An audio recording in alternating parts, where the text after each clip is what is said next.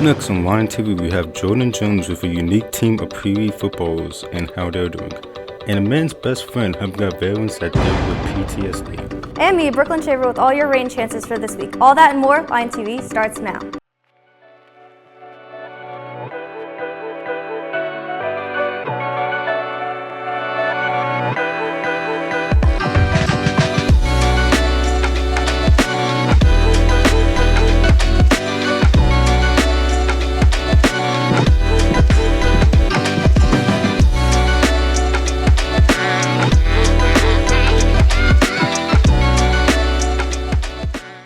Good morning, Searcy. Welcome back to another episode of Line TV. I'm James Stafford. And I'm Eric Crowley. We hope you had a great week, Searcy. Now let's get straight into those student announcements.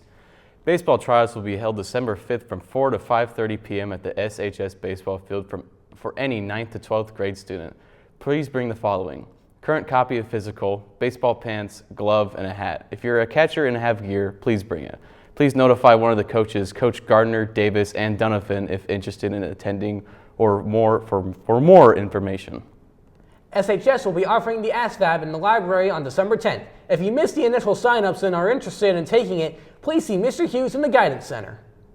The AccuPlacer will be Thursday, November 14th in the SHS library. There will be a morning test at 8:30 and an afternoon test at noon. The test will be limited to 10 students, and the students must need the AccuPlacer for a spring class. You can sign up in the counselor's office. The next National Honor Society meeting will be Tuesday, November 19th at 7:30 a.m. in room 531, the food bank room. Make sure you are on the NHS Schoology page and have notifications set. Also, the NHS Scholarship is now open. See the NHS Schoology page for more information. Angel Tree Shopping will be from 6 o'clock p.m. on November 14th at Big Walmart. Educators Rising will have a meeting this Friday, November 15th at 7:35 a.m. in Miss Moat's room. Hey James, so high school football season is starting to come to an end. Well, the same could be said for Pee Wee football. Jordan Jones has the story of a local travel team and why they're so special. Searcy Pee Wee football was once known as a 12-team league that faced off each other inside their own turf. Since then, the times have changed, and now it's combined into a travel team. The very first group of kids to be a part of that travel team have become very successful since. This has been the most special group I've had. It's the only group that we've ever coached from 3rd through 4th, 3rd, 4th, 5th, 6th. Of course, they've had a lot of success. They're the hardest working group we've ever had. Also, one of the most challenging groups to coach because they are so talented, but keeping them focused, keeping them playing hard all the time, you know, that's always a challenge. But they're definitely a special group. Getting started in every sport is hard, but for these players and coaches, it became known very quickly that everyone would adapt to become successful throughout their years. It's started off, it's a task, but that's the part I like about coaching is the knowing the after, you know what I mean? The start of every season is, you know, you wondering if you can get back to that last year. You know, they've been successful since 3rd grade, so as you watch them grow, you just want to instill in them that, you know, hard work pays off.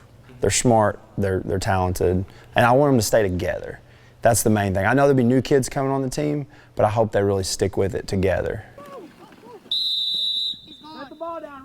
With the coaches being involved in the players' lives for 4 years, the change from being on the field to now being in the stands makes them proud of themselves for making the team as well as the players the best they can be.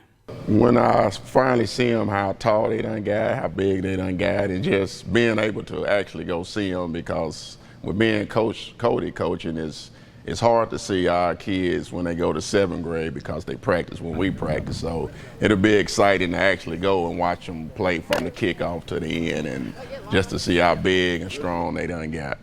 Players are used to their successful coaches being able to win them championships, but with junior high being the next step, it may be hard to adjust to the change. It makes me feel okay. I mean, our coaches, they tried really hard to coach us, and I'm just grateful for that.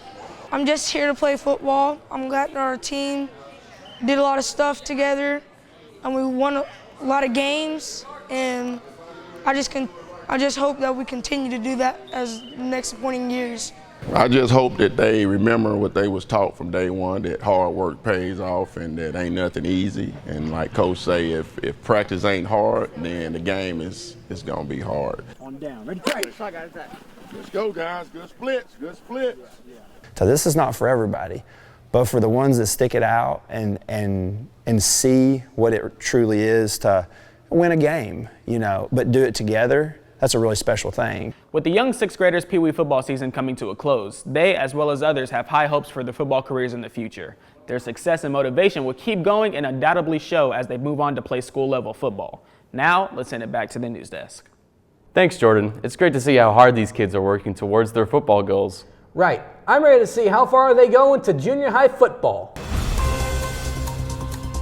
The Pine Bluff Police Department is investigating a fatal traffic collision that happened around 5:14 a.m. on November 9th in the 4600 block of Darway Road. Upon arrival, officers discovered the pedestrian lying on the ground unresponsive. The victim was then pronounced dead by emergency personnel at the scene of the incident. The victim's name is being withheld as officers look to notify the next of kin. The driver of the truck stayed at the scene and cooperated with authorities. This incident is still under investigation as officers work to determine any factors that may have led to the collision.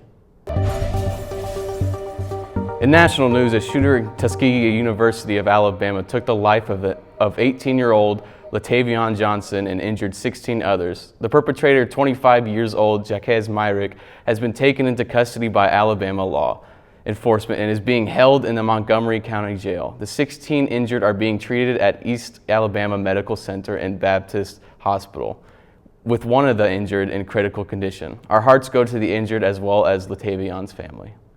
On a lighter note, a service dog program located in the Kansas City area has been helping traumatized soldiers cope with their PTSD. Dogs for Valor trains dogs to be able to respond to retired veterans and help them manage their trauma. The program, run by organization The Battle Within, is guiding our fighters toward a better future. Speaking of the future, what does it hold when it comes to weather? I don't know, but Brooklyn Shaver has all the updates for us. Good morning, Cersei. Let's get right into those weather announcements. Today will be showers with a high of 65, rain at 43%, and your winds at southeast 6 miles per hour, your humidity at 87%, and your sun rose at 6:40 a.m. On to tonight. Tonight will be cloudy with a low of 45, rains at 13%, winds at west-northwest at 5 miles per hour, humidity at 96%, and your sun will set at 5:01 p.m. On to the almanac. Last 7 days average is a high of 81, low of 48. Your monthly average precipitation will be 1.14 inches. Your month to date will be 4.77 inches. Now onto the 5cast. Thursday, it will be sunny with a high of 66, a low of 40, and a 5% chance of rain. Friday will be sunny with a high of 63, a low of 43, and a 7% chance of rain. Saturday will be partly cloudy with a high of 63, a low of 50, and a 14% chance of rain. Sunday will be PM showers with a high of 71, a low of 57, and 47% chance of rain. And Monday, we'll have showers with a high of 68, a low of 57, and a 58% chance of rain. Well, Cersei, it looks like we're going to have a lot of rain this upcoming week. Now let's send it back to the news desk. Thanks, Brooklyn. We're getting closer and closer to Thanksgiving, and I'm starting to get hungry. Me too. Today for lunch we'll be having classic cheese pizza, Mexican rice, barbecue chicken, classic cheeseburger, fresh red delicious apple, and some milk.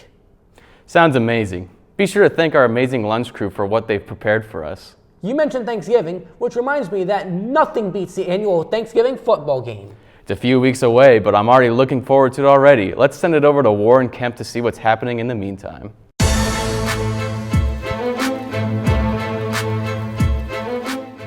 Good morning, Cersei High. I hope you're having a good Wednesday. Now let's get into the latest sports updates. Our Lady Lions played their first game of the season Monday night against the Benton Panthers, taking home a loss of 36-39. On Tuesday night, both our boys and girls teams played their first home games of the season. SHS played two different teams and we'll have scores and highlights in the next show. Last Friday, our Lions played their last conference game of the season against the BB Badgers, winning with a score of 31-22, locking in their spot in the playoffs. The Lions put their first set of points on the board with a touchdown by Waden Moore, starting the game off good. At halftime, the Badgers had a score of 15, while the Lions had a leading score of 17, maintaining a higher score than the rest of the game. The Lions took home the 167 trophy after a victory and are headed to playoffs Friday. On Friday, November 15th, our SHS football team will go round one of playoffs against Morrilton at Morrilton High School, hoping to take home a win and play in the round two of the playoffs.